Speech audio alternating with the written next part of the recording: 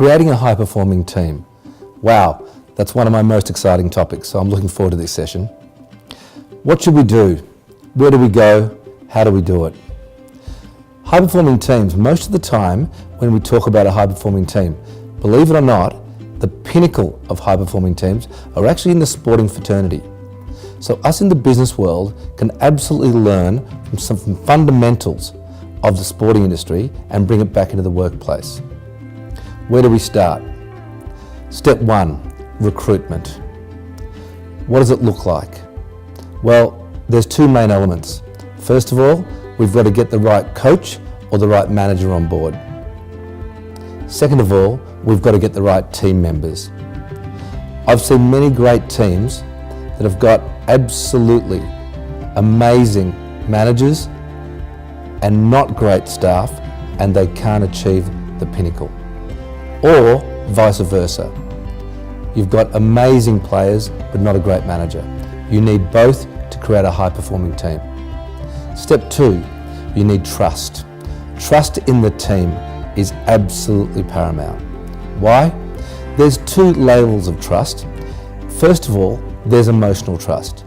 Emotional trust refers to I trust you as a human being. That's really important in business, but not the only one. The one that's more important than anything is outcome trust in business.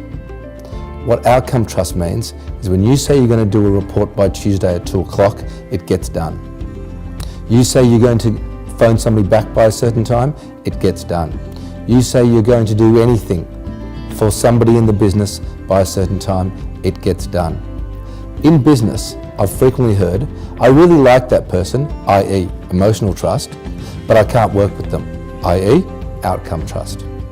So it's not just about whether you like them or not, it's about whether you trust them from an outcome point of view. And the pinnacle teams have both. Step three, feedback and reflection. Feedback. If your organisation or your team gives feedback and there is too much anarchy when the feedback is given, you probably don't have enough trust in your organisation. From individual to team.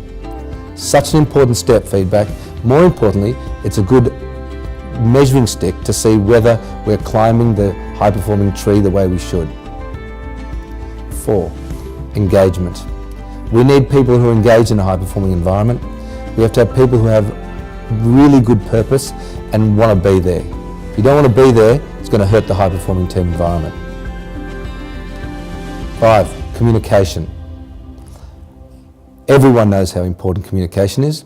Just try not having good communication and you'll know how important it is.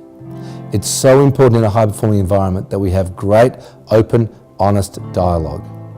And more importantly, information that is proactive and educational. Next one's collaboration. When you get great people together, you can get great outcomes via collaboration. Collaboration in 2017 and beyond is actually still in silos. But my silo is a little bit different.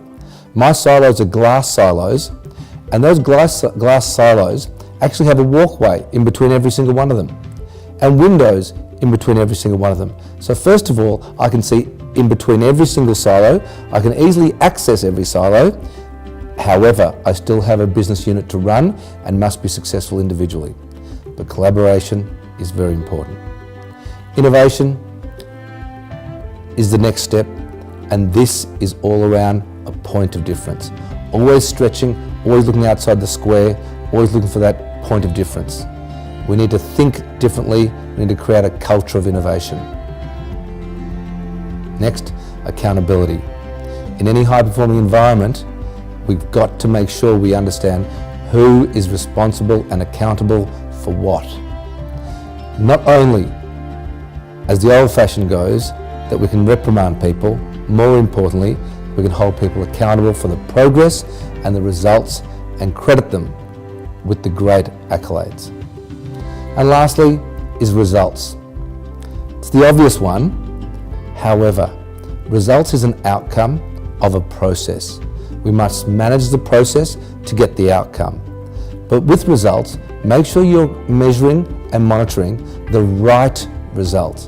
If you measure the wrong result, you'll get different behaviours than what you do unless you get the result that you want.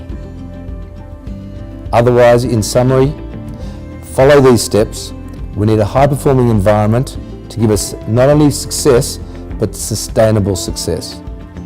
I personally love and endorse assessments that test the team from a high-performance point of view. Why? Because rather than guessing on where to put energy and training, you can get the answers up front.